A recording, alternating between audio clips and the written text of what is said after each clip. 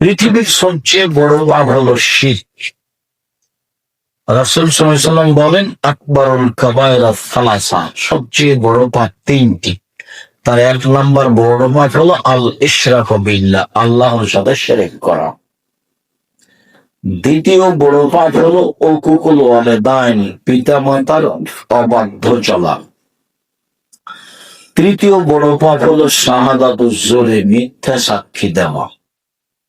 মিথ্যা সাক্ষী মহাপাপ।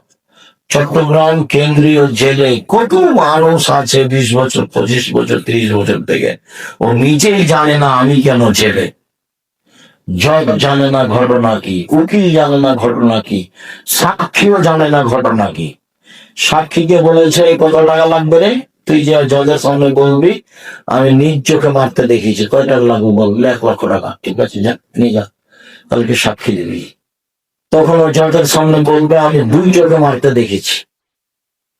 যার কথা বলছে সেদিন চট্টগ্রামে ছিল।